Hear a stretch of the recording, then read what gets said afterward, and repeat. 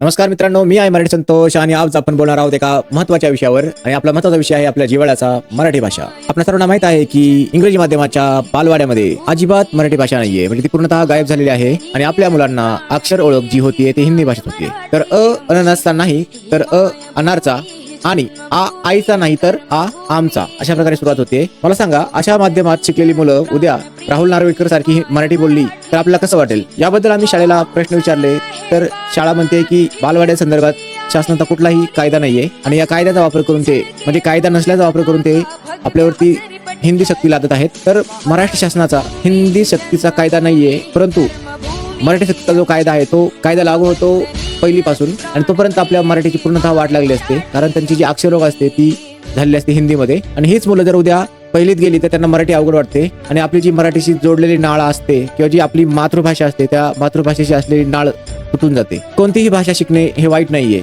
उलट जितक्या भाषा आपण शिकू तितकं आपलं ते चांगलंच आहे.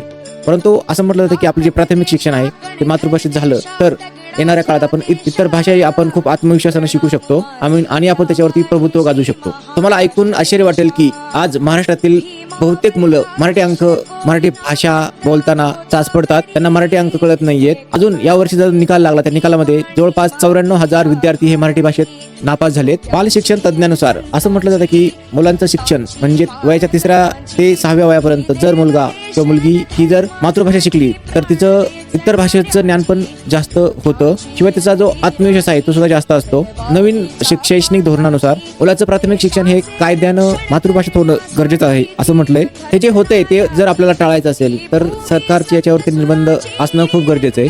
आणि हे जर निर्बंध आणायचे असतील तर सरकार एक नवीन कायदा आणत आहे.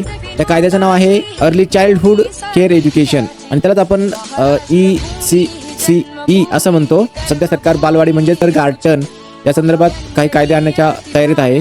आणि हे कायदे जर आणले तर त्यामध्ये असं आपल्याला वाटतं की त्यामध्ये मराठीचा सक्तीनं समावेश असावा आणि अंगणवाडीमध्येच किंवा किंडर गार्डनमध्येच त्याला मराठी शिकण्याचा अधिकार मिळावा. आपणास काय वाटते ते आपण नक्कीच कमेंट करून कळवा. धन्यवाद. जय महाराष्ट्र.